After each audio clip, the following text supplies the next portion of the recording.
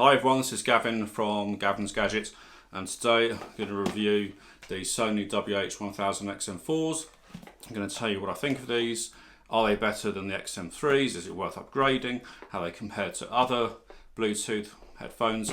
For those who don't know, these are the latest flagship wireless ANC headphones from Sony, and they have a lot of features. They have hands-free calling with HD voice. They have a voice assistance button. Actually, I'll cover that off in more detail. It's USB-C, and I'll show you what's in the box, what you get as well. They have a maximum of 38 hours playback time if noise cancellation is off, and that drops down to 30 with noise cancellation on, and that's maximum. That won't be if you have music at full volume. It's probably about 50-60% music volume to do that. They do 360 reality audio, which is music where it's all around you, NFC, LDAC, and there are some very significant changes over these compared to the old ones. So what you get when you open the box, obviously I've opened these already, out of the way. So you open the box, it shows you what you have to do first. You get a nice case. Let's just put that down. Nice case, which also has a little pouch here, so you can put your train tickets inside. You get the manuals and leaflets, like so. Now when you open this here,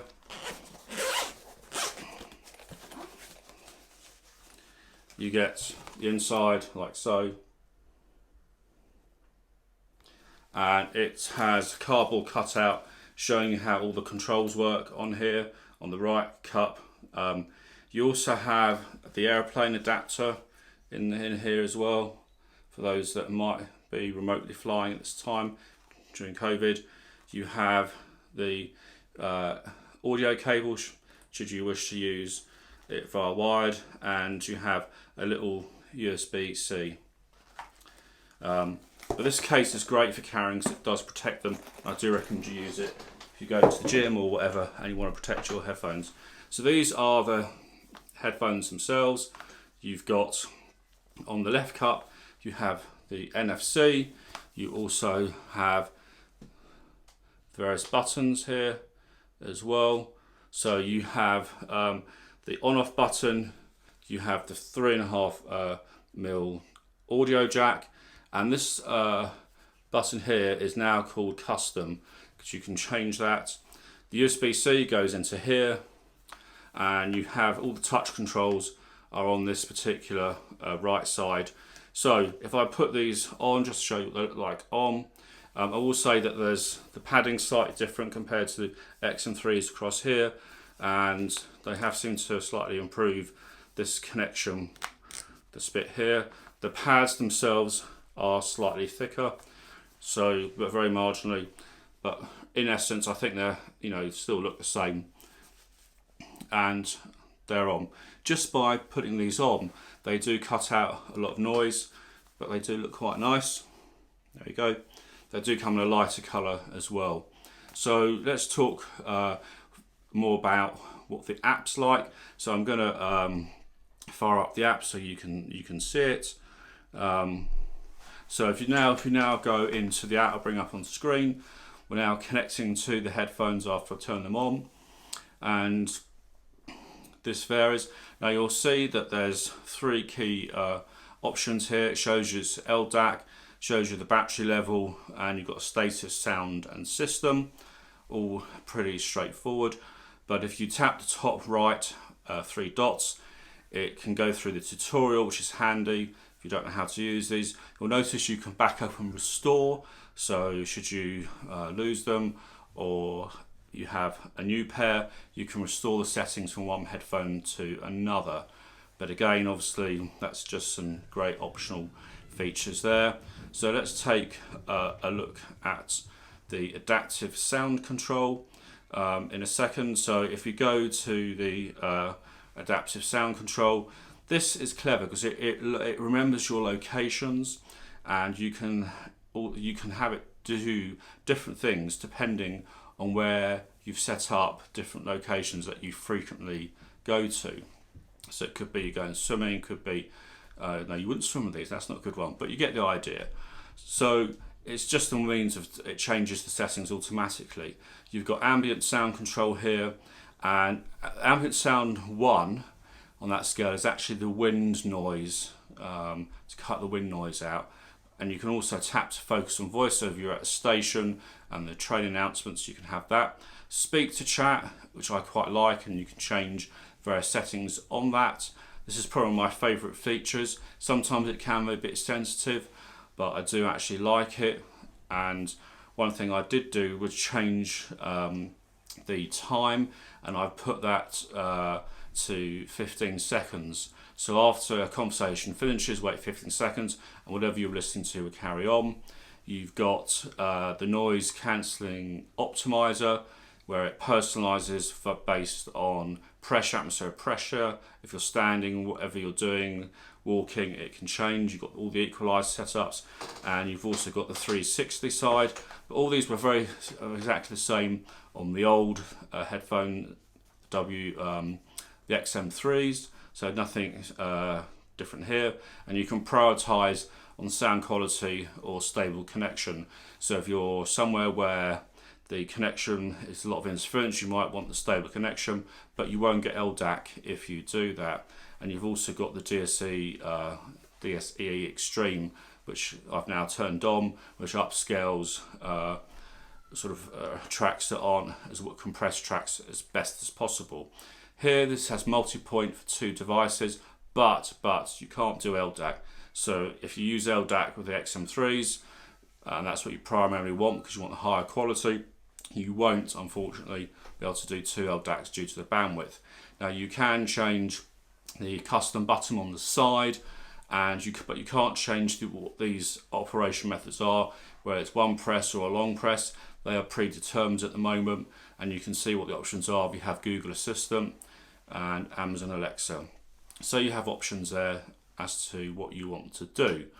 So yeah, better than what you had before, and there we go. So that's a pretty much quick overview of the app. But you do have, just quickly, the headphones do pause when they go taken on and off, and the voice and notification prompts are there as well.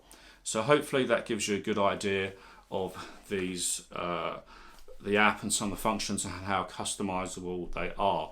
Obviously you do firmware updates, and when I first got these, they did actually have a firmware update. So as I said, they have the same 40mm drivers. They have the processor, Sony's processor in here as well. They have a frequency response between 4 Hz to 40 kHz. They are Bluetooth 5, which is good. These drivers are the same drivers in the XM3s. They do have the DSE Extreme now as well, and they have been messing around with the DSP and stuff like that. If you notice in the left side here, in the top bud, I don't know if you can see, I'll try and get a bit closer, may not pick it up camera, there you go. You can see there's actually just here, that's how it knows when you've, it's got a sensor in there, when you've taken off the headphones. One thing that is different between the XM4s and XM3s are the Bluetooth codecs. The XM4 actually have less codecs. So the 4s have SBC, AAC and LDAC. They don't have aptX, and they don't have aptX HD, and that might be a problem for some people, so it's worth noting that. So some of these, the key features of these is the high definition noise cancellation processor, the QN1, and they've also been improving the architecture of that QN1. It's a Bluetooth SoC with a dual noise sensor, so that helps control and makes these what they are. But in reality, the biggest thing about these is the smarts. So smart changing settings on location. As I said, I do keep the when you start having a conversation, automatically it opens up so you can hear everything around you and you can hear your voice. The mics on these do appear to be better, so for voice calls, and generally they sound clearer. I still think there are better headphones, Jabra, do better headphones if you're interested in having exceptionally good call quality, and that would be the 85H, I think they are, the Elite 85H over the years, but they don't do high res codecs like LDAC. So I think you've got a payoff between, do you want LDAC and good mics, or do you want lower quality codecs but really good mics for exceptionally good call quality? These do good call quality, and I had no issue with them. What about music? Because obviously, the music. How is the music on these? Music is actually pretty good, and I think because of that, some of the changes in the sound processing, and also they got DSE Extreme. But overall, even with just LDAC, these do sound better. There's more punch in the bass, slightly more detail. It's not a lot. So if you have the XM3s, do not buy the XM4s.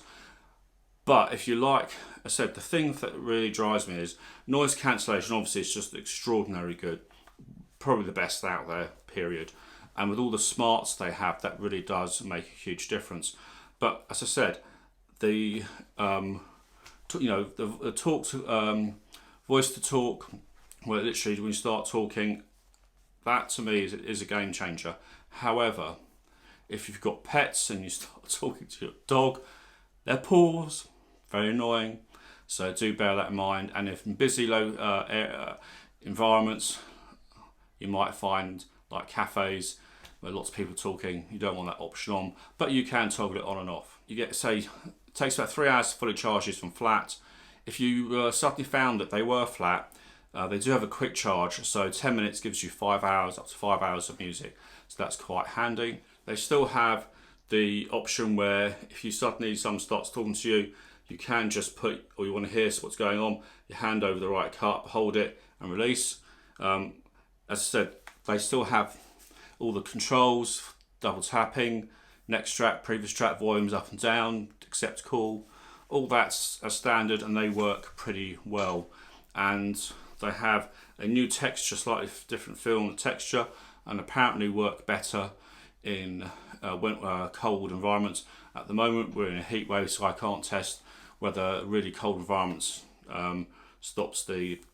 makes the control panel work, touch panel start playing up, because it's a heat wave at the moment. So there's no where I can test that, and I don't have a walk-in freezer. So overall sound quality is slightly better on calls.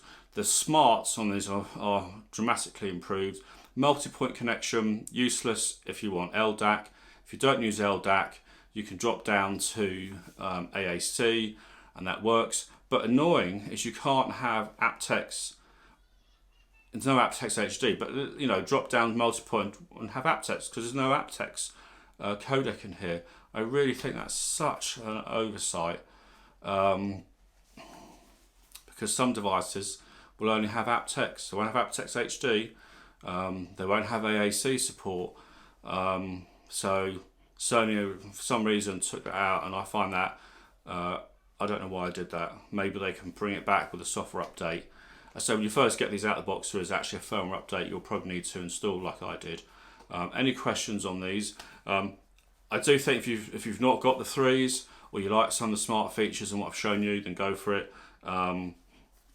But they are class leading. They've just improved the smart. Sound quality is marginally better. I give it a percentage, say 10% better.